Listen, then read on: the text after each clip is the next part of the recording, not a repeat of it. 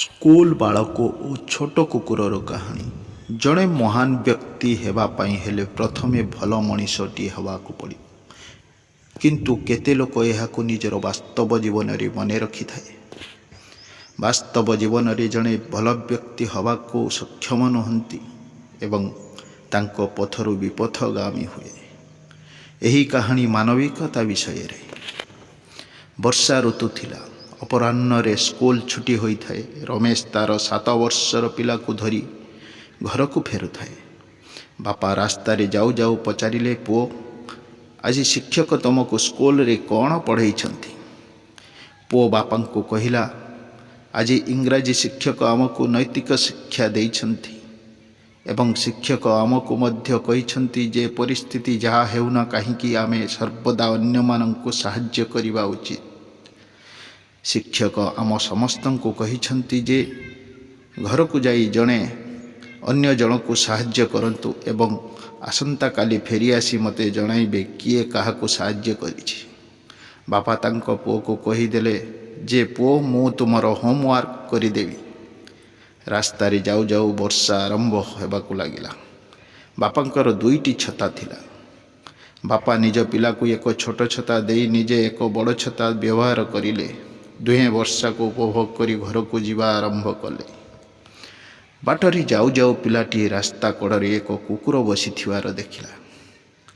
ବର୍ଷାରେ ଓଦା ହୋଇଯିବା ହେତୁ ସେହି କୁକୁରଟି ଥଣ୍ଡା ଅନୁଭବ କରୁଥିଲା ଏବଂ ଥରି ଉଠୁଥିଲା। ସେହି ପିଲାଟି ସେହି କୁକୁରର ପିଲା ପାଖକୁ ଦୌଡ଼ିଗଲା ଏବଂ ତାଙ୍କ ଛୋଟ ଛତାଟିକୁ ତାଙ୍କ ମୁଣ୍ଡରେ ରଖିଥାଏ। ଏସବୁ ଦେଖି ବାପା ନିଜ ପୁଅକୁ ଗାଳିଗୁଲଜ କରିବାକୁ ଲାଗିଲେ ଏବଂ ତାଙ୍କୁ କହିଲେ, ପୁଅ, ତୁମେ ଓଦା ହୋଇ ଅସୁସ୍ଥ ହୋଇଯିବ। କିନ୍ତୁ ପିଲାଟି ତାଙ୍କ ପିତାଙ୍କ ପରାମର୍ଶ ଶୁଣେ ନାହିଁ ଏବଂ ବର୍ଷା ବନ୍ଦ ହେବା ପର୍ଯ୍ୟନ୍ତ ଛତାକୁ କୁକୁରର ମୁଣ୍ଡରେ ରଖେ।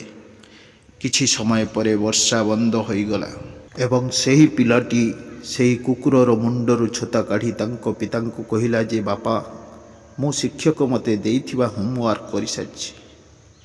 ପିଲାଟି ତାଙ୍କ ପିତାଙ୍କୁ କହିଥାଏ ଯେ ବାପା, ଯଦି ଏହି କୁକୁରଟି ଏହିପରି ରାସ୍ତାରେ ରହେ ତେବେ ଏହା ମରିଯିବ।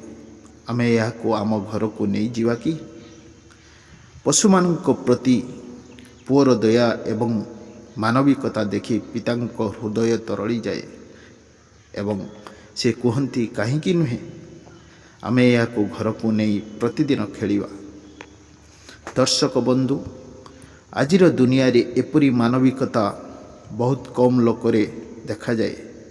ବାସ୍ତବରେ ମାନବ ଅସ୍ତିତ୍ୱର ମୂଳ ଲକ୍ଷ୍ୟ ହେଉଛି ମାନବିକତାକୁ ସୁରକ୍ଷା ଦେବା ଏବଂ ଯଦି ଆମେ ଏହା କରିବାରେ ସଫଳ ହୋଇଥାଉ ତେବେ ଆମକୁ ଲୋକ ଭଲ ମଣିଷ ବୋଲି କହିବ।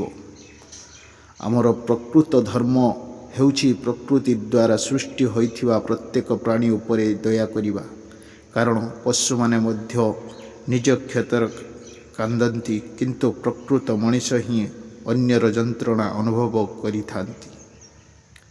ଦର୍ଶକ ବନ୍ଧୁ, ଆଜିର ଏହି ଛୋଟ କାହାଣୀ ଆପଣମାନଙ୍କୁ କେମିତି ଲାଗିଲା କମେଣ୍ଟ ମାଧ୍ୟମରେ ଜଣାନ୍ତୁ ଏବଂ ଭିଡ଼ିଓଟି ଭଲ ଲାଗିଥିଲେ ଗୋଟିଏ ଲାଇକ୍ ଓ ଚ୍ୟାନେଲକୁ ସବସ୍କ୍ରାଇବ୍ କରନ୍ତୁ।